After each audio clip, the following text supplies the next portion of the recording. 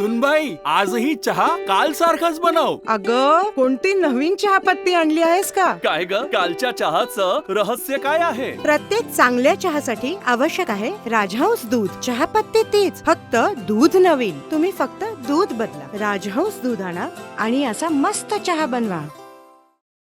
संगमनेर तालुका सहकारी दूध उत्पादक आणि प्रक्रिया संघाच्या वतीनं निमोण या ठिकाणी काणिपनाथ आणि हरिओम दूध शीतकरण केंद्र या 2 दूध संकलन केंद्रांचं उद्घाटन राजहंस दूध संघाचे चेअरमन रणजितसिंह देशमुख यांच्या हस्ते झालं. यावेळी आमदार सत्यजित तांबे, संघाचे व्हाईस चेअरमन राजेंद्र चकोर, कार्यकारी संचालक डॉक्टर खिलारी, BR चकोर, मंडलिक बाबा, साहेबराव मंडलिक, ॲडव्होकेट ज्ञानेश्वर सांगळे, संचालक विलासराव कवडे, भारत मुंगसे, गोरख कवडे, विक्रम थोरात, ॲडव्होकेट त्र्यंबक गडाक, संचालक विष्णू ढोले, संजय पोफळे, डॉक्टर प्रमोद पावसे, सुभाष सांगळे, योगेश सोनवणे, संतोष मांडेकर, चंद्रकांत घुगे, राजेंद्र देशमुख, विलास शिंदे, पांडुरंग फड, दत्तू फड, सुभाष गुंजाळ, माजी व्हाईस चेअरमन साहेबराव गडाक, श्याम भडांगे, गबाजी मंडलिक, सुखदेव घुगे, या दूध संकलन केंद्राचे सचिन अंतरे, अंबर घुगे यांची उपस्थिती होती. कार्यक्रमाचं प्रास्ताविक चंद्रकांत घुगे यांनी केलं. आत्ताशी काही लोकांच्या लक्षात आलं का दूध संघालाच आपण एक डेअरी का जॉईन केली पाहिजे होती.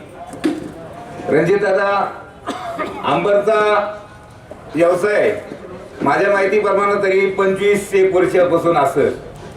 आंबरनं पहिल्यांदा ESR थोरात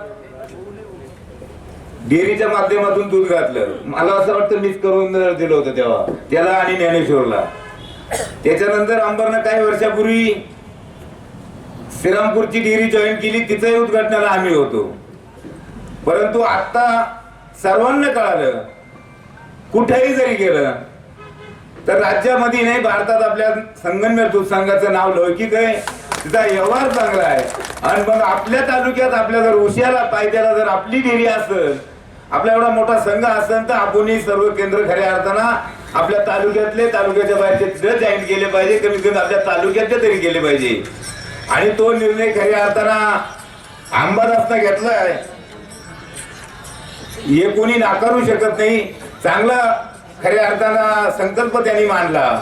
मला काल संध्याकाळी काल दुपारी फोन आला, रणजित दादा येत आहे आणि आपल्या डेअरीचं उद्घाटन आहे. मी म्हणलो डेअरी तर आपली करेल उद्घाटन, नाही म्हणून संघाला जॉईन केली. त्याला प्रत्यक्ष विचारून पहा म्हणलो, लेट का व्हायना पण थेट चांगला निर्णय झाला. म्हणून अंबर खऱ्या अर्थानं तुझाही आभार मानतो. यावेळी आर्किटेक्ट BR चकोर यांनी राजहंस दूध संघाला काणिपनाथ दूध संकलन केंद्र आणि हरिओम दूध संकलन केंद्र जोडलं गेल्यामुळं निमोण परिसरातील दूध उत्पादक शेतकऱ्यांना मोठा फायदा होईल असं म्हटलंय. सहकारी डेअरी आणि प्रायव्हेट डेअरी या दोन्हीचं कॉम्बिनेशन. प्रायव्हेट डेअऱ्यांचं दूध पूर्वी प्रायव्हेट दूध संघांना, प्रायव्हेट जे केंद्र दुधाचे जे प्रक्रिया करणारे सेंटर्स होते तिथं जात होतं.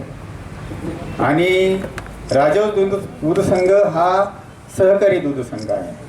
आणि या सहकारी दूध संघाने आपली पात्रता अशी सिद्ध केलेली आहे की ते प्रायव्हेटायझेशन बरोबर स्पर्धा करून प्रायव्हेटायझेशनला चॅलेंज केलेलं आहे. आणि त्यामुळं साहजिकच प्रायव्हेट सेंटर जे आहेत त्यांनी खरं म्हणजे नैसर्गिक नियमाप्रमाणे प्रायव्हेट शीतकरण केंद्राकडे जायला पाहिजे. आणि ते गेलेही होते अगोदर, पण त्यांना जाणवलं की सहकारी दूध संघ आहे, जो ते चालक आहेत कुणी असो, ते चालक अशा पद्धतीनं चालवत आहे की त्यांनी प्रायव्हेट शीतकरण केंद्र, प्रायव्हेट प्रक्रिया जे सेंटर्स आहेत त्यांना चॅलेंज केलेलं आहे आणि सिद्ध केलेलं आहे स्वतःला की हे आम्ही तुमच्यापेक्षा श्रेष्ठ काम करू शकतो.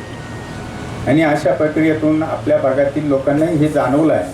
संघ तुम्हाला तुमच्या गुणवत्तेप्रमाणेच भाव देतो. तुमच्या गाईचं दूध किती जास्त आहे किती कमी हे पाहायला संघ तुमच्या गोठ्यात येऊ शकत नाही. क्वालिटी मात्र इथं चेक केली जाते. आणि विकेंद्रीकरण कसं केलंय बघा, विकेंद्रीकरण संघावर अवलंबून नाही आहे, तुमच्या सेंटरवर अवलंबून आहे.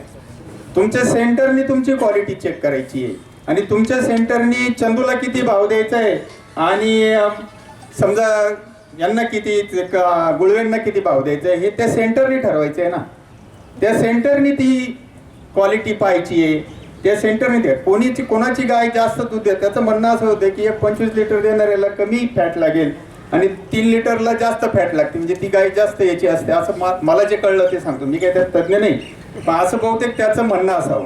परंतु ती फॅट तुमची मोजली जाईल ना इथे. तुमचं दूध किती निघालं याला काही महत्व नाही, तुमची फॅट इथं मोजली जाईल आणि ती मोजलेली फॅट प्रमाणेच तुम्हाला बाजारभाव मिळणार आहे. पण तुमच्या इथंच तुम्हाला जाब विचारायचा आहे ना, तुम्हाला संघात जाऊन जाब विचारायची काहीच गरज नाही ना. संघ त्याचं काम करतोय, संघ त्या सेंटर संघाला जाब विचारणार आहे आणि तुम्ही सेंटरला जाब विचारायचं आहे, कारण तुमच्या जवळ आहे सेंटर इथंच. तुम्हाला काही तिकडे जायची गरज नाही. मी थोडक्यात थोडंसं निरसन व्हावं म्हणून ही गोष्ट बोललो आणि विनाकारणच एखाद्या गोष्टीचा संबंध राजकारणाशी कधीच जोडू नये. दूध संघाच्या माध्यमातून निमोण गावचं मोठ्या प्रमाणावर अर्थकारण बदलणार आहे. राजहंस दूध संघ हा दूध उत्पादकांसाठी काम करत असून यातून दूध उत्पादकांचा फायदा व्हावा यासाठी दूध संघ सतत प्रयत्नशील असतो, असं राजहंस दूध संघाचे चेअरमन रणजितसिंह देशमुख यांनी सांगितलंय. नव्याने जोडले गेलेले हरिओम दूध संकलन केंद्र आणि कानिपनाथ दूध संकलन केंद्र या दोन्ही केंद्रांचा उद्घाटन समारंभ आज या ठिकाणी आपल्या सर्वांच्या उपस्थितीमध्ये पार पडत आहे. आज आपल्या गावात हा उद्घाटनाचा कार्यक्रम या ठिकाणी होत आहे. आपल्या गावात जर आपण बघितलं तर पूर्वीच्या आपल्या 2 संस्था होत्या. सावता महाराज डेअरी आपली मंडलिक बाबा त्याची स्थापना केलेली, अनेक वर्षापासून ती डेअरी पुढे नेण्याचं काम करतायत. आता चेअरमन दुसरे आहेत, पण शेवटी त्यांचं मार्गदर्शन डेअरीला आहेच. जसं चंदू पाटील म्हणले, ते आजही काही अडचण असली तर संघात येऊन बसतात. ते प्रश्न त्यांचे चालूच असतात काही ना काही आणि ते सोडवण्याचा आम्ही प्रयत्न करत असतो. त्याचबरोबर आपली दुसरी डेअरी ज्ञानेश्वर निमोन ही डेअरी आपली आहे. या 2 संस्था आपल्या गावामध्ये पूर्वीपासून त्या ठिकाणी आहेत आणि या दोन्ही संस्थांच्या माध्यमातून जवळजवळ संघाला 4.5 ते 5,000 लिटर दूध हे संघाला त्या ठिकाणी पुरवठा केलं जात होतं. आणि आता नव्याने हे 2 संकलन केंद्र आपल्याला आता जोडले गेलेले आहेत या 8-15 दिवसाच्या काळामध्ये. आणि हरिओम जे दूध संकलन अंतरे साहेबांचं आहे याचं साधारण 5,319 लिटर दूध त्यांचं त्या ठिकाणी आहे. आणि आपल्या कानिपनाथचं आजपासून जे जोडले ते साधारण 4,000च्या आसपास त्यांचं दूध आहे. ते जर साधारण दोन्ही संस्था आपण बघितल्या तर 10,000 लिटर नवीन दूध संघाला त्या ठिकाणी आता नवीन जोडलं गेलेलं आहे. पूर्वीचं 4,500-5,000 लिटर आणि आत्ताचं 10,000 असं 15,000 लिटर दुधाचा पुरवठा आता निमोन म्हणून दूध संघाला त्या ठिकाणी मोठ्या प्रमाणावरती त्या ठिकाणी होणार आहे. तुम्ही साधं अर्थकारण बघा या सर्व गोष्टीचं. आता 5,000 लिटर दूध आपल्याला येत होतं. दुधाचा दर, अनुदान हे जर आपण धरलं, साधारण 35 रुपये अनुदान धरून आहे. आता अनुदान कधी येईल तो वेगळा विषय, पण 35 रुपये जर दर धरला तर साधारण आपल्याला दररोजचं 1.5 लाख रुपयाचं आपल्याला जुन्या डेऱ्यांच्या माध्यमातून त्या ठिकाणी पैसे मिळत होते. महिन्याला 50-1 लाख रुपयाचं त्या ठिकाणी आपलं अर्थकारण चालायचं. आता या नवीन दोन्ही सेंटर जोडले गेल्यामुळं आता हे 10,000 लिटर जर धरलं तर 3.5 लाख रुपये नवीन आता आणखी निमोनमध्ये त्या ठिकाणी या दुधाच्या माध्यमातून संघाच्या माध्यमातून येणार आहेत. महिन्याचा हिशोब केला तर 1 कोटी रुपये, म्हणजे या पहिल्या डेऱ्यांचे 50 लाख आणि आत्ताचे 1 कोटी, असे महिन्याला 1.5 कोटी रुपये तुम्हाला दूध संघाच्या माध्यमातून निमोनमध्ये आता यायला सुरुवात त्या ठिकाणी होणार आहे. फार मोठा आकडा आहे सांगतो तुम्हाला. हे अर्थकारण काही सोपं नाहीये. ह्याच्यावर आपले प्रपंच चालू असतात, ह्याच्यावर आपलं कुटुंब चालतं आणि हे जर व्यवस्थित चाललं नाही तर त्याचा परिणाम आपल्या प्रपंचावर त्या ठिकाणी होत असतो. ह्याचं देखील आपण लक्षात त्या ठिकाणी घेतलं पाहिजे. आणि म्हणून एक या पुढच्या काळामध्ये निमोनचं अर्थकारणच मी म्हणेल, जवळजवळ सगळं अर्थकारण आता 90% दूध आपल्याकडे झालेलं आहे. दूध संघाच्या माध्यमातून निमोनचं अर्थकारण या पुढच्या काळात त्या ठिकाणी चालणार आहे. संपूर्ण दुधाचा पुरवठा हा संघाला त्या ठिकाणी मोठ्या प्रमाणावरती होणार आहे. शेतकरी केंद्रबिंदू मानून आज सहकार्याची स्थापना त्या ठिकाणी झाली. याची मालकी शेतकऱ्यांची आहे. या संस्थांचे मालक, संगमनेर दूध संघ असेल, इतर सहकारी संघ असतील, याचे मालक हे शेतकरी आहेत. तसं तिकडं नाही आहे. तिकडं कोणतरी एक खाजगी माणूस बसलेला आहे, तो मालक आहे. जो काही नफा मिळणार आहे त्याला जाणार आहे. इथं मात्र जो काही नफा मिळेल हा शेतकऱ्यांमध्येच परत वाटला जाणार आहे. हा मूलभूत फरक दोन्ही सहकारातला आणि खाजगीमधला आपण खरं तर लक्षात त्या ठिकाणी घेतला पाहिजे. आज तुम्ही खाजगी प्रकल्पात जा, तर तुम्ही एवढे वर्ष दूध घालताय त्या प्लॅन्टवर, तिकडं त्यांना जाऊन म्हणा तुम्ही तर आम्ही तुमचे शेतकरी एवढे वर्ष आम्ही तुम्हाला दूध घातले, आम्हाला जरा आत प्लॅन्ट दाखवा, फिरून दाखवा कसं दूध, तुम्हाला आत येऊन देणार नाही, तुम्हाला गेटच्या आत येऊन देणार नाही, तुम्हाला सांगतो. दुसऱ्या बाजूला आपला संघ आहे, कुणी शेतकरी कुणाची काही अडचण असेल, कुठला सचिव असेल, कुठल्या डेअरीवाला असेल, कधी संघात येतो, आमची अडचण आहे, आम्हाला लॅबमध्ये जातात, प्लॅन्टमध्ये जातात, कुणी नाही, मालक तुम्ही येत ना तिथं. 50 वर्ष आपल्या संस्थेला स्थापन होऊन झालेले आहेत. सातत्यपूर्ण आपली कामगिरी, अतिशय स्थिरपणे, अतिशय शांतपणे, अनेक संकटना आली, अनेक चढ उतार आले. तू धंदा सध्या म्हणलं तर आपल्याला माहिती किती चढ उतार आहे.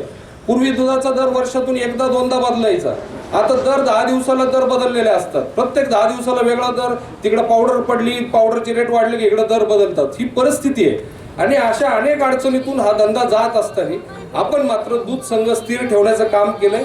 आपल्या उत्पादकांना त्या ठिकाणी स्थिर ठेवण्याचं काम केलेलं आहे. कारण की शेवटी आम्हाला पण त्याची जाणीव आहे की यावर आपले प्रपंच त्यावर अवलंबून आहे.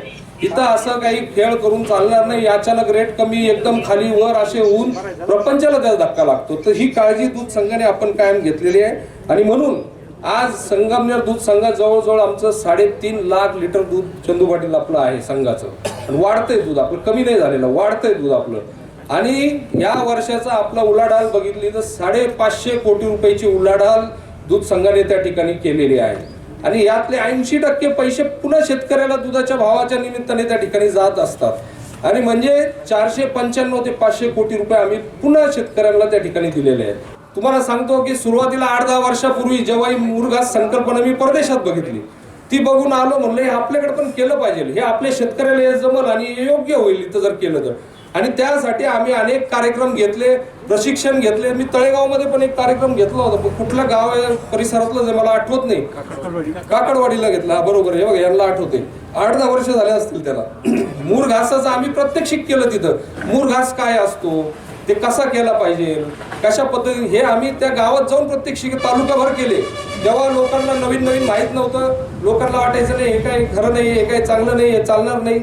पण आज तुम्हाला सांगतो प्रत्येक घराघरामध्ये मुरघास त्या ठिकाणी झाले. या मोठमोठ्या बॅगा बघायला मिळतात ना. आणि त्याच्यामुळं दूध धंद्यात अतिशय मोठा बदल झालेला आहे.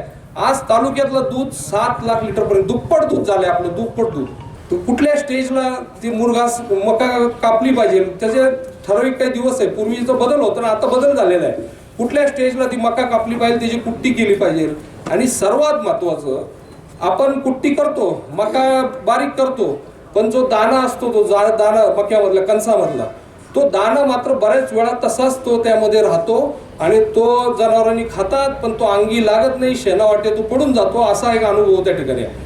तर आता नवीन पद्धतीचे चांगले हार्वेस्टर आलेले आहेत की जे हार्वेस्टर अतिशय चांगले कुट्टी करतात आणि त्या दाण्याला पण टच त्या ठिकाणी बसतो, म्हणजे कुट्टी होत असताना किंवा त्याला असं थोडं कट बसतो किंवा काय, आणि त्याच्यामुळं त्याचं देखील चांगल्या पद्धतीने पचन त्या ठिकाणी होतं आणि जनावरांच्या त्या अंगी लागतं. तर हा एक आपल्याला बदल त्या मुरघासात करावा लागणार आहे. तर आम्ही त्याच्यावर खऱ्या अर्थाने खूप काम करतोय. पुढच्या काळात आपल्याला ते दिसणार आहे. मेडिकल आम्ही दूध संघाच्या माध्यमातून त्या ठिकाणी काढले. सुरुवातीला 1 मेडिकल सुरू केलं, आज तालुक्यात 10 मेडिकल त्या ठिकाणी झालेले. आम्ही बघितलं की उत्पादकांना औषधांवरती खर्च खूप मोठ्या प्रमाणावर त्या ठिकाणी होतोय. हा खर्च कसा कमी करता येईल, तर मग मेडिकलचा पर्याय आमच्या समोर आला, तो आम्ही राबवला. आज तुम्हाला सांगतोय औषधांच्या किमती 40 ते 50% त्या ठिकाणी कमी झालेल्या आहेत. तुम्ही राजहंसच्या मेडिकलमध्ये जा, बाहेरच्या मेडिकलमध्ये औषध घ्या, तुम्हाला नाही 40% फरक पडला तर त्या ठिकाणी तुम्हाला सांगतो. आणि त्यामुळं असे 10 मेडिकल तालुक्यात आपण सुरू केले. तुमच्या भागात हे प्रस्ताव आहे, आता एवढं दूध आलं, एवढे डेरे आता आलेले आहेत, तर आम्हाला या भागात आम्ही करण्याचं, लवकरच आपण मेडिकल आपल्यासाठी त्या ठिकाणी सुरू करू. स्मार्ट कार्ड आम्ही संघामार्फत मधल्या काळात स्मार्ट कार्ड वाटले. जे आमचे दूध उत्पादक आहेत, जे आमचे सभासद आहेत, डेअरीचे, आता तुम्ही जसे आहात त्यांच्यासाठी स्मार्ट कार्ड आम्ही दिलेले. स्मार्ट कार्ड म्हणजे त्याची एक ओळख असते, नाव असतं, गाव असतं, कुठली डेअरी आहे, कुठला नंबर त्याचा एक असतो त्या ठिकाणी, आणि त्याचे वेगवेगळे फायदे आम्ही त्यामध्ये दिलेले. एक उदाहरण म्हणून सांगतो की आपण समजा जे मेडिकलमध्ये तुम्ही गेला, तुम्हाला आधीच किमती कमी आहेत, पण तुम्ही संघाचे उत्पादक आहात म्हणून ते स्मार्ट कार्ड घेऊन त्या मेडिकलमध्ये दाखवलं तर तुम्हाला 2 ते 5% रेट आणखी त्या ठिकाणी कमी केला जाईल. त्याचबरोबर तुम्ही संघाचे जे आपले आउटलेट आहेत, संघाचे शॉपीज आहेत, तिथं तुम्ही कार्ड घेऊन गेले, त्यांना सांगितलं की आम्ही उत्पादक आहे, संघाचे आम्ही सभासद आहे, तर तुम्हाला त्या दरात देखील आणखी दर बाकीच्या ग्राहकांच्या तुलनेमध्ये तुम्हाला आणखी दर कमी त्या ठिकाणी करून जाईल. म्हणजे हा फायदा तुम्हाला स्मार्ट कार्डच्या माध्यमातून मिळणार आहे. मी आमच्या आहेर संकलनाच्या या ठिकाणी आहेत त्यांना सांगतो की स्मार्ट कार्ड यांचे लगेच आता तातडीने तयार करून घ्या, नावं घ्या, त्यांची यादी तयार करा आणि ते स्मार्ट कार्ड तातडीने यांना वाटण्याची व्यवस्था आपण त्या ठिकाणी करूयात. बँकेमार्फत कर्ज प्रकरण हे तर आम्ही करत असतो. स्टेट बँके अमृतवाहिनीवर केलेले सगळ्यात 2 या ठिकाणी मिल्किंग मशीन वाटतो, चॉप कटर वाटतो, या सगळ्या सुविधा आपण शेतकऱ्यांना देत असतो. मात्र सध्या आम्ही सर्वात महत्वाचा एक त्या ठिकाणी प्रकल्प राबवलाय तो म्हणजे बायोगॅस. आज आम्ही तालुक्यामध्ये बायोगॅस युनिट त्या ठिकाणी वाटतोय. बायोसिस्टा कंपनीचे बायोगॅस युनिट आहेत. पूर्वीचे बायोगॅस होते तसं नाही आहे. ते पूर्वीचे फार खर्चिक होते, त्याचं तेवढं एफिशियन्सी नव्हती, त्यातून तेवढा गॅस निघायचा नाही, त्याला फार शेण टाकावं लागायचं. आत्ताचे जे बायोगॅस युनिट आलेले आहेत अतिशय कॉम्पॅक्ट आहेत, अतिशय एफिशियंट आहेत. तुम्हाला सांगतो तुम्ही जर ते बसवले तुम्हाला गॅस सिलेंडर वापरायची गरज पडणार नाही. हे अनुभवावरून सांगतोय तुम्हाला.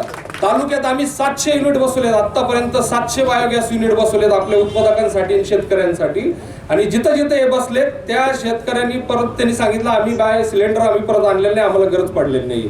त्याची किंमत साधारण 50,000 रुपये त्याची किंमत आहे. मात्र शेतकऱ्याला ते अनुदानावर आपण त्या ठिकाणी देतो आणि तुम्हाला फक्त 12,500 रुपये खर्च करायचे, 12,500 रुपये भरायचे. ते पण रोख आणून भरायची गरज नाही. तुम्ही आता हे सेंटर चालक आता जोडले गेलेले आहेत आपल्या संघाला. तुम्ही यांना यादी द्या, आम्हाला बायोगॅस पाहिजे, ते संघाला पाठवतील. आमचे संघाचे माणसं त्या ठिकाणी, ते कंपनीचे माणसं त्या ठिकाणी येऊन तुमचा बायोगॅस बसून जातील. तुम्हाला काही करायचे, तुमचे पैसे रोख आणायची गरज नाही, तुमच्या पेमेंटमधून कपात होऊन जाईल, काही करायची गरज नाही. आणि म्हणून याच्यासाठी आम्ही मिशन 50 याला हातात घेतलेलं आहे. 50 लिटर मिशन 50 लिटर म्हणजे तालुक्यामध्ये शेतकऱ्याच्या गोठ्यामध्ये 50 लिटर दूध देणारी गाय निर्माण करायची. त्या ठिकाणी आम्ही धोरण त्या ठिकाणी केलेलं आहे. आणि नुसते घोषणा नाहीये, सोपं काम नाहीये, अवघड आहे. तुमची सगळ्यांची साथ त्या ठिकाणी लागणार आहे. पण त्या दृष्टीने पावलं टाकायला आम्ही सुरुवात केलेली आहे. अनेक योजना आम्ही राबवतोय आणि तुम्हाला सांगतोय काय अशक्य नाही. आता काहींना वाटेल आमच्या 10, 15, 20च्या पुढे गाय जाऊन नाही राहिले नाही म्हणतात 50 लिटर दूध द्यायचं.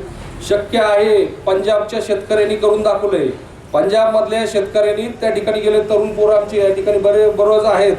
आपण जर काही बदल दूध धंद्यात जर केले तर 50 लिटर आपणही एका गायीपासून दूध काढू शकतो. आणि हे धोरण संघाचं आम्ही आता त्या ठिकाणी घेतलेलं आहे. त्या योजनेत आम्ही काही शेतकरी निवडलेले आहेत, काही गाया निवडल्या आहेत. तालुक्यातून जवळजवळ 1000-1200 गायांचा कळप तयार केलेला आहे. 250 शेतकरी आम्ही निवडलेले आहेत आणि त्यांच्यावर आम्ही ते शास्त्रीय पद्धतीने आम्ही त्याच्यावर काम करतोय की काय काय गोष्टी केल्या पाहिजे. मग ते आपण तिथपर्यंत जाऊ शकतो. इम्पोर्टेड सिमेंट वापरणं असेल, सॉर्टेड सिमेंट असेल, चांगलं खाद्य असेल, चारा असेल, त्यात अनेक गोष्टी त्यामध्ये आहेत. ते मी आता बारीक सांगत बसणार नाही. मात्र या ठिकाणी माझी विनंती आहे की आपले काही चांगले उत्पादक असतील आपणही तुम्ही आम्हाला नावं कळवा. तुमचं देखील आम्ही योजनेत त्या नाव घेऊ. त्या योजनेत तुमच्या गायांचा समावेश करू आणि त्याच्यावर जे काही आम्ही प्रयोग करतोय, प्रयोग म्हणण्यापेक्षा जे काही चांगल्या पद्धतीने शास्त्रीय पद्धतीने दूध धंदा कसा केला पाहिजे हे काम जे आपण करतोय ते आपण आपल्या गोठ्यावर करू. त्या सवलतीच्या दरात आम्ही मिनरल मिक्सर देतो, खाद्य देतो, अनेक गोष्टी त्या ठिकाणी आपण करत असतो. तर आपल्याही काही उत्पादकांचे नावं आम्ही त्या ठिकाणी घेऊ. या उद्घाटन सोहळ्यासाठी निमोण परिसरातील दूध उत्पादक शेतकरी, दूध संघाचे संचालक मंडळ आणि ग्रामस्थ मोठ्या संख्येनं हजर होते. Sukhdev Gadekar, C news Marathi, Sangamner. Kute hospital आणि लेप्रोस्कोपी सेंटर. हाडांच्या फ्रॅक्चरच्या सर्व प्रकारच्या शस्त्रक्रिया, दुर्बिणीद्वारे सांध्याच्या शस्त्रक्रिया, दुर्बिणीद्वारे गुडघ्याच्या दोरीच्या शस्त्रक्रिया, modular operation theatre, ICU, ventilator, pathology lab, X-ray, 24 तास औषधालय, generator backup, deluxe, semi deluxe, special, semi special rooms, cashless mediclaim, सर्व प्रकारच्या शासकीय विमा योजना, रुग्णांची आपुलकीने काळजी घेणारं सुसज्ज, स्वच्छ, प्रसन्न रुग्णालय. Kute hospital and laparoscopy centre, Tajnemala, Navin Nagar road, Sangamner, जिल्हा अहमदनगर.